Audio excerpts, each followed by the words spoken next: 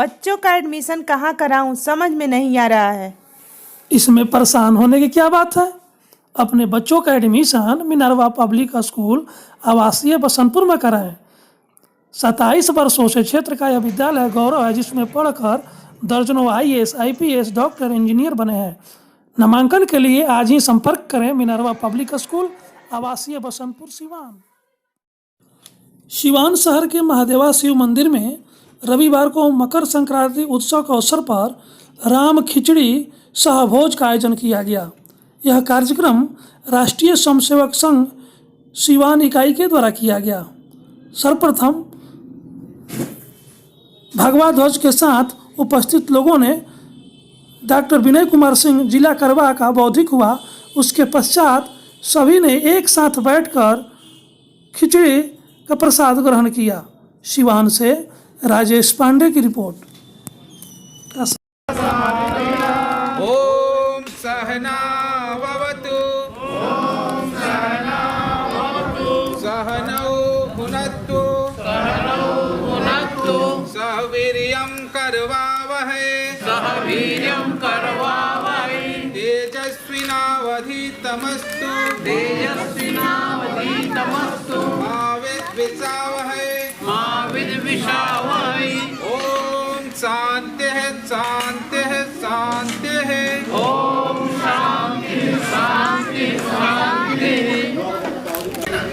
नमस्कार, मैं हूं राजेश पांडे। आप देख रहे हैं श्री नारद मीडिया। नारद मीडिया की टीम इस समय महादेवा के शिव मंदिर में है।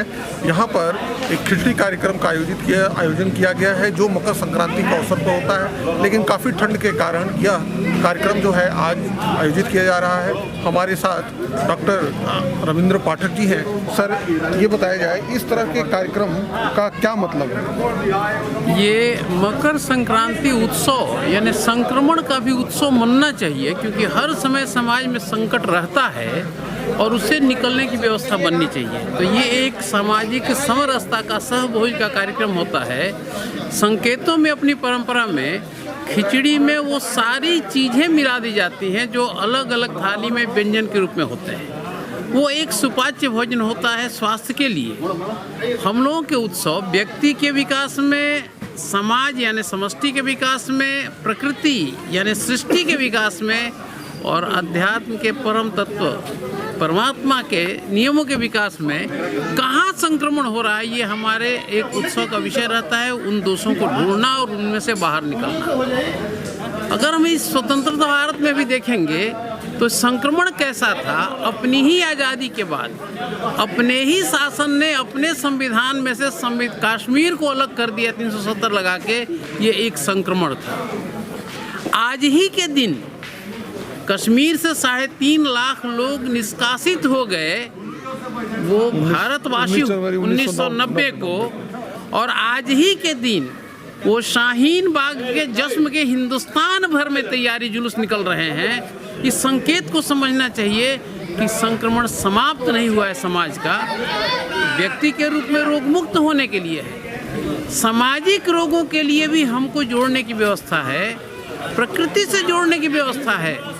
और इसमें जो जो अन्न घर में आ जाते हैं, गुड़ आ जाता है, चावल आ जाता है, तिल आ जाता है, उनको स्नान करके भोजन के पहले समाज का अंश छू के निकालना। तो सामाजिक विकास के लिए और सामाजिक समरसता के लिए कैसे सोचना है, यह भी इस उत्सव में शामिल होता है। और फिर हर व्यक्ति में परमात्मा का अंश है और इसलिए हर व्यक्ति समान है। तो हम इस सामाजिक समरसता के उत्सव के रूप में हम व्यष्टि, समष्टि, सृष्टि और परमेष्टि के बीच में होने वाली विसंगतियों को समाप्त करने का एक संदेश जो इस उत्सव के माध्यम से परंपराओं से आ रहा है, इसको नई पीढ़ी को भी देने का प्रयत्न करें। ये मकर संक्रांति खिचड़ी का उत्सव मनाया जा रहा है, लेकिन देश में इस समय बड़ा विरोध प्रदर्शन हो रहा है। आखिर ऐसा क्यों है? समाज में इस तरह का माहौल क्यों बन गया है? समाज में माहौल बना है, इसके कुछ कारण तो मैं बता चुका हूँ कि कुछ हमारे स्वार्थी एलिमेंट हैं जो बुद्धिजीवी हैं या पॉलिटिशियन हैं, वो जनता को बरगला रहे हैं, उनको जो है सही बात बता नहीं रहे। मैं इसके लिए दोनों को कहूँगा पक्ष या विपक्ष सही बात बताए जनता को, ताकि लोगों को भ्रांतियाँ दूर हो सके।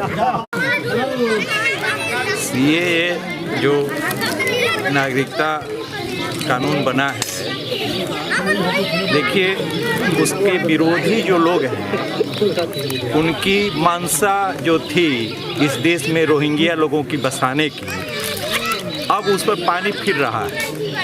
उनकी मंशा पर पानी फिर गया है, इसलिए वो थोड़ा उछल कूद कर रहे हैं। और जैसे दिया बुझने के पहले थोड़ा फफाता है, उसका लौ ऊंचा होता है, ऐसे ही कुछ जगह ये लोग कुछ कर रहे हैं। लेकिन अब इनकी जो छुपी हुई मंशा थी वो जाहिर भी हो गई है कि इस देश में इनका एजेंडा था कि किस प्रकार से जनसंख्या का संतुलन पैदा किया जाए, जो घुसपैठिए हैं उनको नागरिकता दिलाई जाए। और जब ये कानून आया तो इस कानून का वो लोग विरोध कर रहे हैं, जबकि पाकिस्तान, बांग्लादेश और अफ़गानिस्तान में जो पीड़ित लोग हैं, जो वहाँ के इस्लामी कट्टरपंथियों द्वारा प्रताड़ित किए गए हैं, उनकी बहन बेटियों के साथ अन्याय हुआ है, बलात्कार हुआ है, और वो अपमान की ज़िंदगी से भाग करके और आकर शरण लिए हैं। तो ऐसे जो शरणार्थी हैं, पीड़ित लोग हैं, अगर भारत की सरकार ने, नरेंद्र मोदी जी ने उनके प्रति दया भाव किया है, ऐसे गरीब लोगों के प्रति जो दया भाव दिखाकर उनको नागरिकता देने का ये कानून बनाया गया है, तो ये बहुत ही स्वागत योग्य है और देश भर के लोग उसकी प्रशंसा कर रहे हैं। देश की 90% जनता खुश है। कुछ एक लोग हैं जो भ्रम फैला रहे हैं, और ये भ्रम फैलाने वाले लोग वास्तव में भारत में छुपे हुए पाकिस्तान के एजेंट हैं। पाकिस्तान के एजेंटों के द्वारा ही ये भ्रम फैलाया जा रहा है।